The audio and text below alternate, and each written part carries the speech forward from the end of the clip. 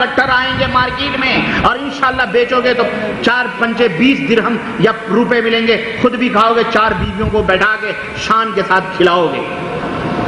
ایک ایک کے اوپر بھروسہ کر کر کے بیٹھے ہو، امت کے اندر اتنا انتشار پیدا ہو رہا ہے، کب انقلاب لاؤ گے؟ یہ اس طرح کا بھی انقلاب پیدا کرو۔ اور اے لوگو، اپنی بیٹیوں کو حصہ دو۔ اسی وجہ سے 2 شادیاں 3 شادیاں لوگ کرتے ہوئے ڈرتے ہیں، حصہ نہیں دیتے ہو، کہتے ہیں جی ہم نے تو شادی کر دی، بس جہیز دے دیا۔ جہیز حرام ہے۔ وراثت میں اگر حصہ نہیں دو گے تو قیامت کے دن اللہ رب العزت تمہاری نیکیاں کاٹ کاٹ کر ان مظلوموں کو، مستحقین کو دے دے گا، اور ہو سکتا ہے اس کی وجہ سے اللہ نہ کرے تم جہنم میں چلے جاؤ۔ اس لیے اللہ سے ڈرو، اور مستقبل کی جو تقدیر کے اوپر بھروسہ کرتا ہے وہ مستقبل کی فکر نہیں کرتا ہے، مستقبل سوچ کر کے وہ غمگین نہیں ہوتا ہے، بلکہ اس کا وہ ایمان ہوتا ہے اللہ نے جو مقدر کیا ہے وہ ہمیں ملے گا، ہمیں وہ ملے گا۔ نہ حرص، نہ لالچ، نہ ہوا، نہ کوئی کسی کا غضب، نہ کسی سے بغض، نہ کسی سے حسد، نہ کسی سے کینہ کیوں رکھیں جب ہمارے مقدر میں جو لکھا ہے انشاءاللہ وہ ہم کو ملنے والا ہے۔ اللہ کے حبیب صلی اللہ علیہ اللہ وحدہ لا شریک نے ارشاد فرمایا کہ وتوکل علی الحی الذی لا یموت، بھروسہ کرو اس زندے پر جسے کبھی موت۔ تم نے کن کن کے اوپر بھروسہ کیا ہوا ہے؟ ہاں، پتہ نہیں کن کن لوگوں کے اوپر توکل کیا ہوا ہے۔ سارے بھروسے کاٹ کر اس حی الذی لا یموت جو کبھی مرنے والا نہیں۔ اللہ نے صفت بھی کون سی بیان کی ہے معلوم ہے؟ حی، زندہ، لا یموت، جو کبھی مرنے والا نہیں، یعنی دنیا کے اندر کل من علیہا فان، جو بھی چیزیں فنا ہونے والی ہے۔ اس لیے نازک شاخوں پر آشیانے نہ تعمیر کرو۔ اگر آشیانہ بنانا ہے تو اللہ اکبر، مضبوط شاخوں کو پکڑو، اور وہ مضبوط شاخ اللہ وحدہ لا شریک کی ہے جسے کبھی موت نہیں آ سکتی ہے۔ اس کے اوپر توکل کرو، اس کے اوپر بھروسہ کرو۔ وعلی اللہ فلیتوکل المؤمنون، مومنوں کی صفت اللہ نے یہ بیان فرمائی کہ وہ صرف اور صرف اللہ کے اوپر توکل اور بھروسہ کرتے ہیں۔ اللہ کے حبیب کو اللہ نے فرمایا فَإِذَا عَزَمْتَ فَتَوَكَّلْ عَلَى اللَّهِ، جب ارادہ کر لو تو پھر اللہ کے اوپر توکل کرو، پیچھے مڑ کے نہ دیکھو، اللہ کے اوپر بھروسہ کرو اور آگے بڑھو۔ وَمَن يَتَوَكَّلْ عَلَى اللَّهِ فَهُوَ حَسْبُهُ، اللہ فرماتا ہے اگر تم میرے اوپر بھروسہ کرو گے تو ہم تمہاری مدد کے لیے کافی۔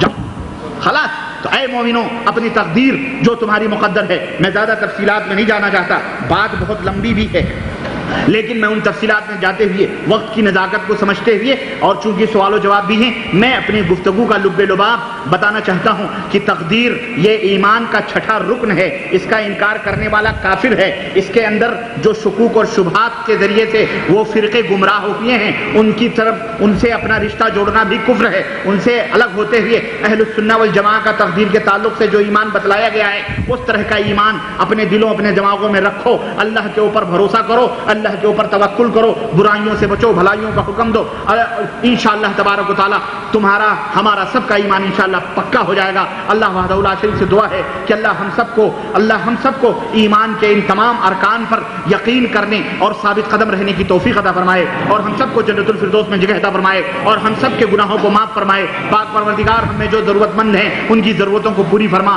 ہم میں جو غیر شادی شدہ ہیں اے اللہ انہیں بھی شادی کرنے کی توفیق عطا فرما۔ ہماری وہ بہنیں جو ابھی بن بیاہی بیٹھی ہیں، پاک پروردگار ان کے لیے کوئی اچھا اور پیارا شوہر عطا فرما مولا۔ اے الہ العالمین، ہم میں جو لوگ ایک شادیاں ہیں اللہ ہم سب کی 2 3 4 شادیاں کروا دے مولا۔ اے پاک پروردگار، امت سے زناکاریاں، بدکاریاں، بے حیائیاں، فحاشیاں پاک پروردگار اس کا خاتمہ فرما دے مولا۔ اے الہ العالمین، امت کو ایک پلیٹ فارم پہ جمع ہونے کی توفیق عطا فرما مولا، ہماری صفوں میں اتحاد عطا فرما مولا۔ پاک پروردگار، یہودیوں کو ہلا کو برباد کر دے مولا۔ الہ العالمین، جو لوگ اسلام کو اور مسلمانوں کو مٹانے کے در پہ ہیں اے پاک پروردگار ان کے وجود کو اس دنیا سے ختم کر دے مولا۔ الہ العالمین، فلسطین کو مسلمانوں کے قبضے میں کر دے مولا۔ الہ العالمین، ہمیں توفیق عطا فرما کہ ہم سفر کر کے فلسطین میں جا کے تیرے دربار میں سجدہ کریں مولا، قبلہ اول کو آزاد کر سکے مولا۔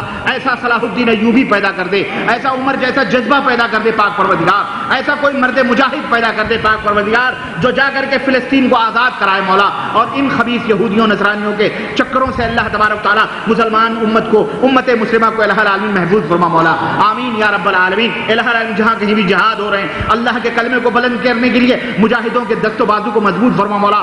جہاں بھی یہود و نصارہ مجوسی بت پرست مسلمانوں کو تنگ کر رہے ہیں پاک پروردگار ان کو اس دنیا سے نیست و نابود فرما دے مولا، ان کے قہر اپنا نازل فرما مولا، ان کی فوجوں کے اندر اللہ اپنا عذاب نازل فرما مولا، ان کے جسموں میں کیڑے عطا فرما دے مولا، ان کی گولیوں کو ختم کر دے مولا، پاک پروردگار مسلمانوں کو عزت اور رفعت عطا فرما مولا، ان کے مجاہدین کی بیویوں اور ان کے یتیم بچوں کا تو سہارا اور کفیل بن جا مولا، آمین یا رب العالمین، وصلی اللہ علی نبینا محمد وعلی آلہ وصحبہ اجمعین، والسلام علیکم ورحمۃ اللہ وبرکاتہ۔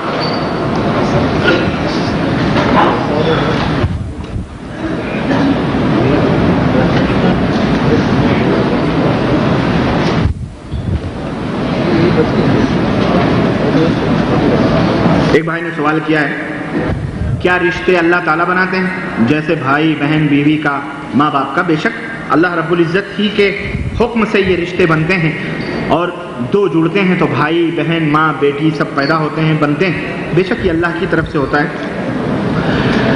السلام علیکم، روزہ گھر میں کھولنا ثواب ہے یا مسجد میں کھولنا ثواب ہے یا مسجد میں کھولنا ثواب ہے؟ رمضان ابھی 1-1.5 مہینہ ہے بھائی، ماشاءاللہ ابھی سے تیاری کر رہے ہیں، اللہ جزائے خیر دے۔ دیکھیں روزہ کھولنے کے ثواب کے بارے میں تو چاہے جہاں آپ کھولیں ایسا کوئی مسئلہ نہیں، آپ مسجد میں کھولیں تو بھی اچھی بات ہے، آپ گھر میں کھولیں اپنے بال بچوں میں، آپ وہ کوئی ایسی بات نہیں ہے، اور میں سمجھتا ہوں کہ اس میں ہر جگہ جہاں بھی آپ کھولیں اللہ توفیق دے وہیں آپ کو انشاءاللہ ثواب مل جائے گا۔ جب آدمی مر جاتا ہے تو اس کے بعد قرآن پڑھ کر چیزوں کے اوپر ایصال ثواب کرتے ہیں، کیا وہ اسی مرنے والے کو ثواب ملتے ہیں یا نہیں؟ یا ثواب کے لیے قرآن کس طرح پڑھنا چاہیے؟ جواب فرمائیں۔ آپ جب قرآن پڑھتے ہیں تو آپ کو تو یقیناً آپ کی نیت کے اعتبار سے ثواب ملتا ہے، جیسی آپ کی نیت ہوگی، ورنہ اللہ کے رسول صلی اللہ علیہ وسلم نے یہ بھی فرمایا ہے کہ بہت سے قرآن کے قاری ایسے ہیں پڑھنے والے کہ قرآن پڑھتے ہیں لیکن قرآن ان کے اوپر خود لعنت بھیجتا ہے، تو اس کی تو گارنٹی نہیں ہے کہ اللہ نہ کرے لعنت مل رہی ہے یا ثواب مل رہا ہے۔ تو سوال یہ پیدا ہوتا ہے جب اس کی گارنٹی نہیں ہے تو پھر آپ ہدیہ کیا چیز کر رہے ہیں؟ سپلائی جو کر رہے ہیں، آپ کو جب پتہ ہی نہیں مال اچھا ہے یا برا ہے تو سپلائی کہیں لعنت نہیں تم کر رہے ہیں؟ نمبر 2، یہ چیز نبی کریم صلی اللہ علیہ وسلم سے ثابت نہیں ہے کہ قرآن پڑھ کر مردوں کو بخشا جائے، کھانا پکا یہ جو ہے کھانوں کے اوپر فاتحے کے نام پر نیاز، یہ تمام سب بدعات اور خرافات ہیں، ان سے بچنا چاہیے اور وہ کام کرنا چاہیے جو اللہ کے رسول صلی اللہ علیہ وسلم نے ہمیں بتلائے ہیں۔ مثلا ایک صحابی پہنچے، انہوں نے کہا کہ میں اپنے والدین جو مر چکے ہیں ان کے ساتھ نیکی کرنا چاہتا ہوں، بھلائی کرنا چاہتا ہوں، تو اس کا طریقہ کیا ہے؟ تو آپ صلی اللہ علیہ وسلم نے 4 چیزیں بتلائیں۔ اب یہ چونکہ 4 چیزیں بڑی مشکل ہیں اس لیے ہمارے سہل پسند لوگوں کو ذرا بھاری پڑتی ہیں کرنے کے لیے، اس لیے کوئی آسان نسخہ کھلانے پلانے کا ڈھونڈ لیتے ہیں اور مولوی بھی وہی بتا دیتا ہے، اور یہ چاروں بھاری ہیں۔ 4 کیا ہیں؟ اللہ کے رسول صلی اللہ علیہ وسلم نے فرمایا کہ ایک تو یہ کہ ان کے لیے تم اللہ سے معافی مانگو، ان کی طرف سے ان کے گناہوں کی معافی تم خود مانگو کہ اے اللہ وہ گنہگار جو بھی گناہ ان سے ہوئے میں ان کی طرف سے معافی مانگتا ہوں، ان کو معاف کر دے۔ ایک تو یہ۔ نمبر 2، ان کے لیے رحمت کی دعا کرو کہ اے پاک پروردگار اپنا رحم و کرم ہمارے ماں باپ کے اوپر نازل فرما۔ نمبر 3، اللہ کے رسول صلی اللہ علیہ وسلم نے فرمایا کہ ددھیالی اور ننھیالی رشتوں کو جوڑ کے رکھو، اس سے ان کو نیکیاں بھی، تمہیں بھی نیکیاں ملیں گی، ان کو بھی خوشی ہوگی۔ نمبر 4، اللہ کے رسول صلی اللہ علیہ وسلم نے فرمایا والدین کے جو دوست ہیں نا، دوست جب وہ تمہارے پاس آئیں تم سے ملیں تو تم اسی طرح سے برتاؤ کرو، سلوک کرو، اچھا سلوک کرو جس طرح تمہارے ماں باپ ان کے ساتھ سلوک کیا کرتے تھے۔ یہ نہیں کہ باپ مر گیا تو اب ان کے دوست آ رہے ہیں، ان کے ساتھ بے عزتی سے پیش آ رہے ہیں۔ حضرت عبداللہ ابن عمر جا رہے تھے، راستے میں ایک آدمی ملا، اپنی پگڑی اٹھا کر کے اس کو دے دی، پھر تھوڑی دیر کے بعد میں 2 گھوڑے تھے، ایک گھوڑا اٹھا کر کے اس آدمی کو دے دیا۔ تو جو نوکر تھا اس نے کہا وہ اتنا غریب تھا، وہ تو ایک ہی پگڑی پا کر کے خوش ہو گیا، تو آپ نے اس کو گھوڑا بھی دے دیا، اس کی کیا ضرورت تھی؟ حضرت عبداللہ ابن عمر نے فرمایا یہ میرے والد محترم کا دوست ہے، میرے والد کے پاس جب آیا کرتا تھا تو میرے والد اس کی اسی طرح عزت کیا کرتے تھے، اس کو اسی طرح نوازتے تھے، تو میں کیوں نہ نیکیاں کماؤں اپنے والد کی طرف سے، اور کیوں نہ میں اس کو دوں، میرے والد دیتے تھے تو میں بھی دوں گا۔ تو جو والدین کے دوست ہیں، سہیلیاں ماں کی ہیں اور باپ کے جو دوست ہیں وہ آئیں تو ان کے ساتھ اچھا سلوک کریں۔ یہ 4 کام ہیں، اور دعا جو اللہ کے نبی نے فرمایا ہے یہ کریں، انشاءاللہ تعالی آٹومیٹلی طور پر ان کو ثواب ملتا رہے گا۔ اللہ کے رسول صلی اللہ علیہ وسلم فرماتے ہیں، حدیث قدسی ہے کہ اللہ تعالیٰ جنت میں، اللہ قبر میں جب اس کے درجے بلند کرتا ہے مردے کے یا کسی عذاب سے اسے نجات دیتا ہے تو وہ مردہ پوچھتا ہے اے پاک پروردگار یہ آخر آج کون سی نیکی ہمارے کام آ گئی کہ آج تو نے میرے درجے کو بلند کیا ہے؟ تو اللہ فرماتا ہے کہ آج تیرے بچے نے، آج تیرے لڑکے نے یا تیری بیٹی نے تیرے حق میں دعا کی ہے، اس کی دعا کی وجہ سے تیرا یہ درجہ بلند ہوا ہے۔ اللہ ہم سب کے والدین کو جنت میں جگہ عطا فرمائے، ان کے درجات بلند فرمائے، زندہ ہیں تو انہیں صحت و تندرستی اور ایمان کی سلامتی عطا فرمائے، اور اگر انتقال کر گئے ہیں تو پاک پروردگار ان کے گناہوں کو معاف فرمائے، اپنا رحم نازل فرمائے اور انہیں کروٹ کروٹ جنت عطا فرمائے، آمین۔ تو یہ آپ کے اس سوال کا جواب رہا۔ میرے بھائی، یہ کھانے پینے کے چکر ہیں، قرآن وغیرہ جو آپ پڑھتے ہیں یہ آپ کو ثواب ملتا ہے، وہ مردوں کو بیچاروں کو نہیں ملتا ہے۔ سوال، کیا عورت امامت کروا سکتی ہے جس طرح مرد کر سکتے ہیں نماز میں؟ نیز دیکھیں، بے شک عورت امامت کروا سکتی ہے، لیکن عورت جو امامت کروائے گی وہ اپنی عورتوں ہی میں کروائے گی، عورتوں کی امامت عورت کروائے گی، یہ نہیں کہ عورت کی امامت مرد کروائے گی۔ بے نظیر کو لا کے آپ نے کھڑا کر دیا، اللہ اکبر کہہ دیا۔ اب جس طرح ملک کا آپ نے رہنما رہبر بنا لیا، اسی طرح آپ امامت کے مسئلے پہ بھی کچھ مولوی فتوا دے دیں، گھسیٹ کے لے آئیں، تو کیا بعید ہے؟ کوئی دور آ سکتا ہے بھائی، کہاں نہیں جا سکتا ہے، فتنوں کا زمانہ ہے، نہ جانے کیا کیا گل کھلتے ہیں، ہے نا۔ تو بہرحال عرض کرنے کا مطلب یہ ہے کہ عورت امامت اپنے اور اپنے بیچ میں کروا سکتی ہے، نمبر ایک۔ نمبر دو، مردوں کی امامت میں اور عورتوں کی امامت میں فرق ہے۔ مردوں کی امامت میں یہ ہے کہ مرد تمام امام جو ہوگا وہ مردوں کے آگے کھڑا ہوگا، لیکن عورت جب امام بنے گی تو وہ عورتوں کے آگے نہیں کھڑی ہوگی بلکہ عورتوں کے صفوں ہی میں وہ کھڑی رہے گی۔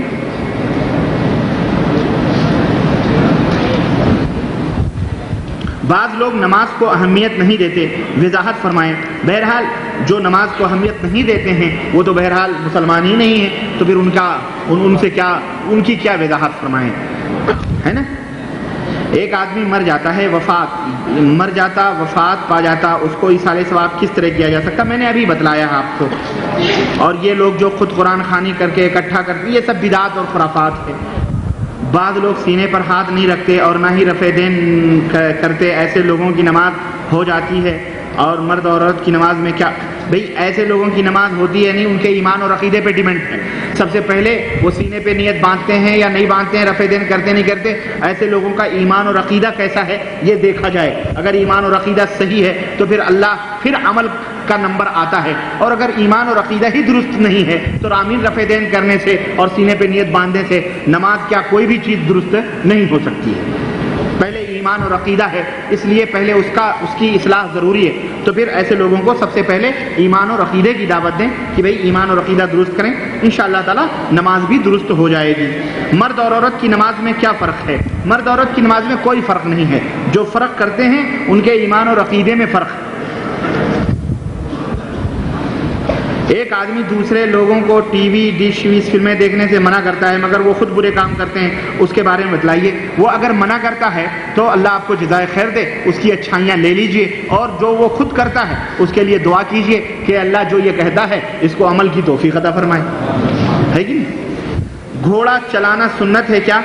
گھوڑا چلانا بے شک سواری یہ سنت ہے، اور اللہ کے رسول صلی اللہ علیہ وسلم نے حکم دیا ہے کہ اپنی اولاد کو گھڑ سواری سکھاؤ، اپنی اولاد کو تیر اندازی سکھاؤ، تیر اندازی سیکھو اور سکھاؤ، گھڑ سواری سیکھو اور سکھاؤ۔ آج کے دور میں گھڑ سواری نہیں ہے تو کار کا ریس چالو کریں، کار سیکھیں، موٹر سائیکل ٹرک بس سیکھیں، تاکہ کل کو جہاد ہو تو پیٹ پاٹ کے لے کے بھاگ تو سکیں، کم از کم یار اپنے بہو بیٹیوں کو بچوں کو سنبھال تو سکیں۔